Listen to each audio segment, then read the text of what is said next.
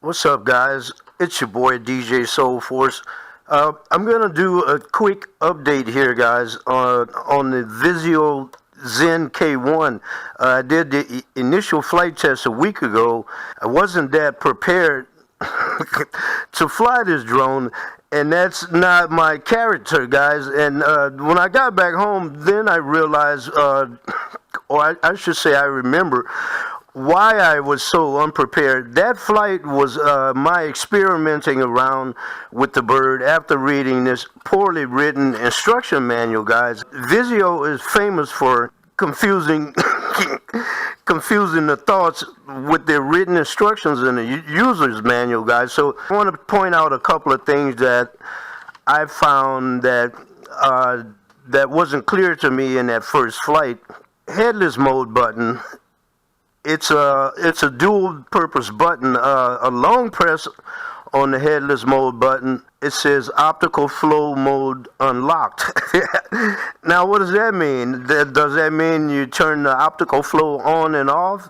Guys, that lead me to believe that even though this drone is GPS, it has optical flow.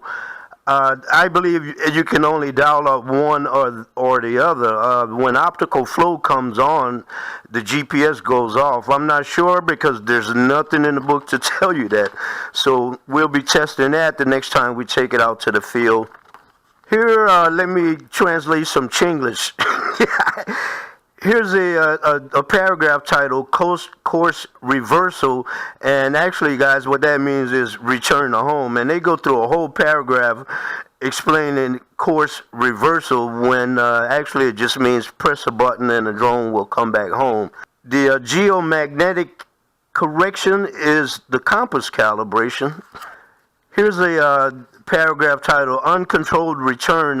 What that deals with, guys, is signal loss. If the drone loses signal connection with the transmitter for 7 seconds, my bad, I believe it's 6 seconds, yeah, for 6 seconds, and you had greater than 7 satellites when you took off, it should return back to home. Here again, they call it compass correction, but it's calibration. And this is the only paragraph in the book that really is clearly written. It gives you step-by-step instructions on how to calibrate the compass. But remember, guys, when I was at the field, it wouldn't take off. I had calibrated the compass before I left the house, and then when I got to the field, the drone wouldn't take off. So there's nothing, I couldn't find anything. And trust me, guys, I went back and read this thing cover to cover. I couldn't find anything in this book to tell me that I need to calibrate the compass before each takeoff, so we'll get to test that one more time. Here's a paragraph titled Software Installation Instructions. And there's no software to be installed here, guys, except for downloading the app to your phone. There's no software installation. What this paragraph deals with is your recommended device firmware. If you have an Android phone, they recommend Android 5.0 or above. And that's what that's all about, recommended device firmware for your phone. Whenever they say, I see this in a lot of Chinese users' manual, when they say warm prompt, what they're saying is warning. So there's some warnings here. And now we get to the really good stuff. The app. Remember, in my initial flight, I pointed out that this drone uses an app that's real generic. Nowhere in the app or the description of the app does it says this app is made for this drone, for Visuo. I think it's a generic app and it's used on quite a few drones. Taking a look at it without being bound to the bird right now, you can see in the settings,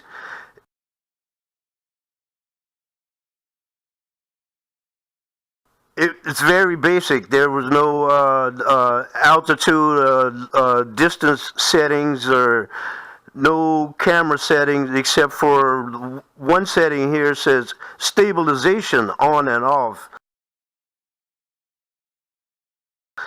So as I guessed at the field in that first review, I was assuming there's electronic stabilization, but it's not built in the bird. It's in the app, guys.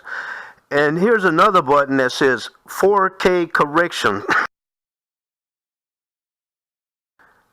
I backed out of the app and cleared it. Let's go ahead and start the drone by holding that button down.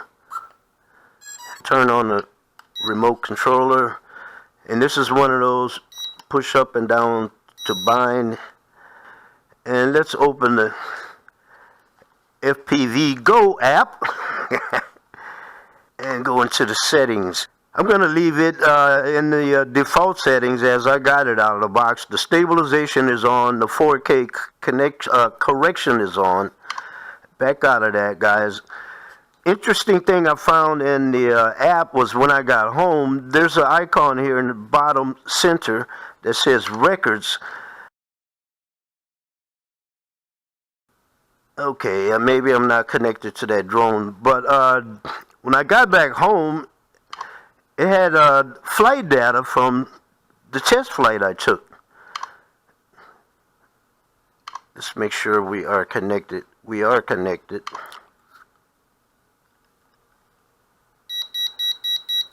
Raise that gimbal up. Okay, remember the stabilization is on. I want you guys to see something with the plane here, the table. You see how I move my hand? I'm not touching the drone. I'm moving myself, and the table's moving. That is image stabilization overworking itself, and I'm pretty sure that was on when we were at the field. Let's try with the stabilization off and see if that stops our table from shaking. Yes, it does.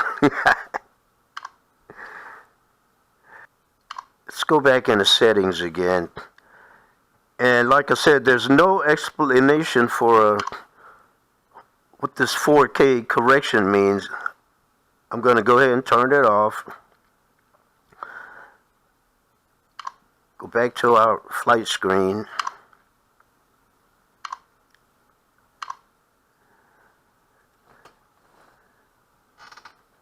I don't know about the 4K correction, but it looked like it eliminated some of the lag.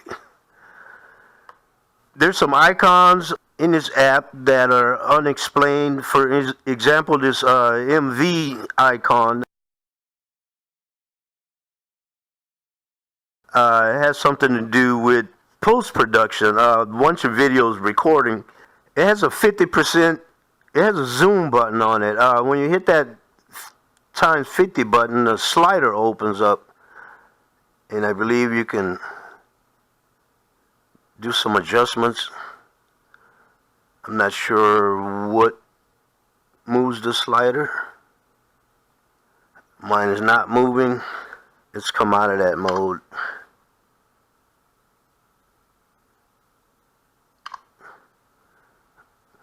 Start a video, hit the 50% zoom. It's not zooming. Start a video,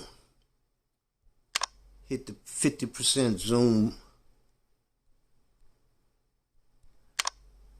It's not zooming. Stop that video. So that doesn't seem to work on this drone. There's also a feature for swapping the camera from the front camera to the bottom camera. And that works. The little camera icon here switches from the top camera to the bottom camera. Okay, there we go. I can't get the zoom button to work. Let's shut it down for now. Okay, back to the manual. There's an icon that says HD in the top of the app. But there's nothing here to tell you what happens if you press that. So we'll have to give that a try at the field too. Let's see what else I found interesting in here. Okay, there's a line in the instruction book that says revolve the lens, and that's a camera icon at the top of the app, and actually that button switches to the bottom camera. Okay, that little eyeball icon is to turn on and off the gesture mode for hand gestures to start and stop your video. And that MV icon, you would think that's the movie mode. Actually, it is the movie mode. That's for once your videos are recorded, you can hit that button and it's going to open up what's called the movie or the MV interface, and I haven't tried it yet. Actually, I'm not even interested in it. And it's one of those silly filters that, quick and dirty filters that can add animation to your video, supposedly add music to your video. So it has a built-in movie editor, guys. Okay, here's what the are they talking about? To prevent the remote controller from interfering with other wireless devices, be sure to use the remote controller of the aircraft after turning off other wireless devices. So, are you telling me I can't use my telephone?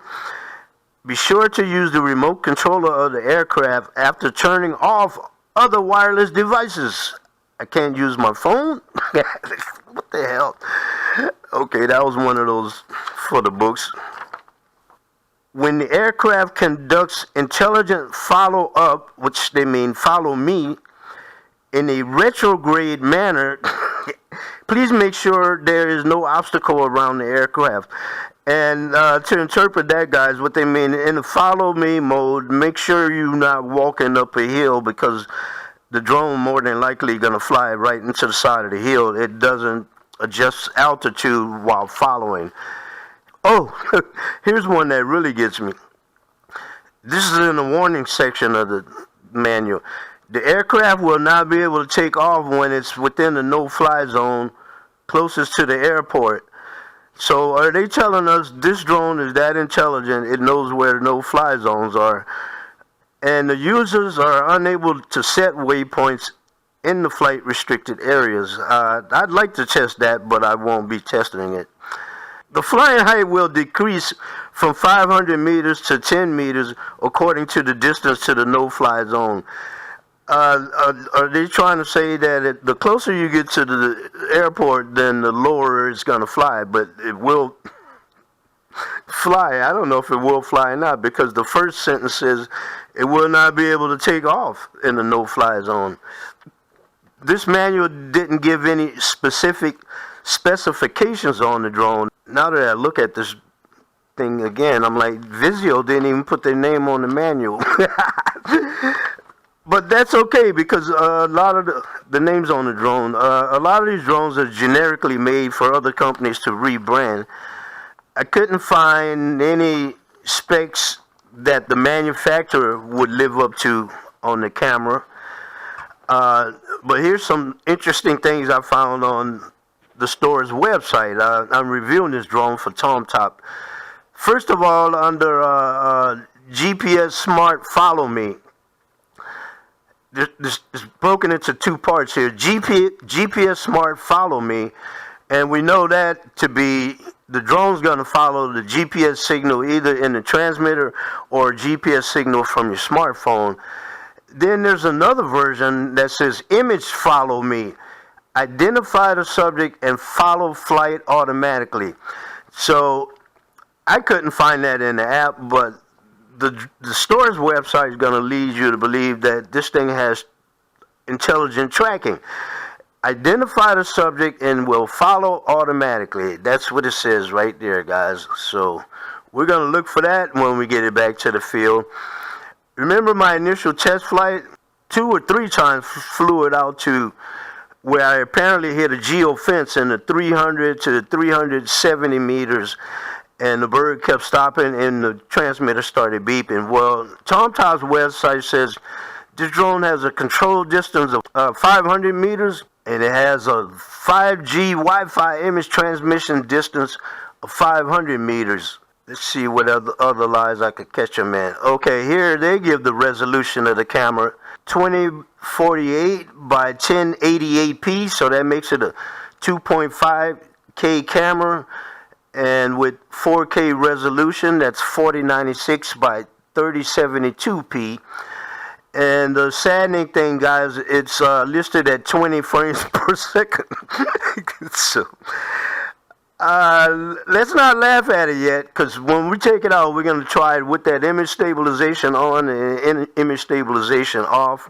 It's claiming 30-minute flight time, and most of us know when the websites say 30 minutes flight time, we could look for 26 to 28 minutes of flight time. So I can't find it now, but the other day when I got back home, I can't seem to pull it up here now, guys, but oh, there it is. There it is. Why wouldn't you come up before? It has recorded flight data, so it showed me having a 21-minute flight time. That was in 2 total flights, and my maximum distance was 399 meters.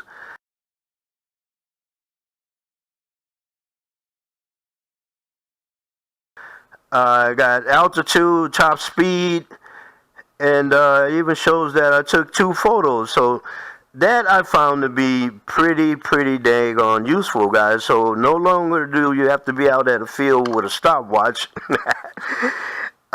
recording your flight time. So that's never going to be totally accurate, guys. We may get 30 minutes of flight time. Remember, she's a 2-speed. And I had it flying in a high speed the whole time. But the app keeps flight records. It's got a post-production little movie editor in it where supposedly you can add music to your videos. So there are some good things in the app. There are a lot of icons, but there's not a lot of instructions on how to use all of those features, guys. One last thing before we go. I didn't have any problems with Jello, but I have seen reviews where this bird had extreme Jello for some guys. And what I found was, as soon as I picked the bird up, you see how some of my props are limp, and that's how they're supposed to be. Those props are supposed to move freely, but my B props are kind of tied up. And if you look real closely here, these props seem to be attached using rivets. And actually, I'm not sure if that's a hex screw. It's too small for the camera and for my eyes. But my A props are loose. My B props are kind of hung up. This is the little test I like to do with them. That's how your prop's supposed to rotate. Fold-up props supposed to move freely, not be hanging up at 12 o'clock, 6 o'clock, and 4 o'clock. But since I didn't have any Jello, I'm not going to mess with them for the next flight. What I'm so tempted to do is to just put a little oil in there or some kind of lubrication to get these guys loosened up. What I've been doing is wiggling them back and forth like this for a long time now, and it still hasn't. Actually, they loosened up a little bit. They were tighter than that, but who's got time for that? Put a little oil in there, or swap them out. The drone did come with some spare props, guys. So we'll get it out as soon as I can, guys. It's very windy here in my area, and they're calling for a cold front. So you know, homie, I'm a fair weather flyer, guys. I'm not gonna be out there freezing my butt off or flying in some super high winds. Stay tuned for more on this one. This is the Visuo ZEN K1. It's your boy DJ Soul Force. I'm out of here.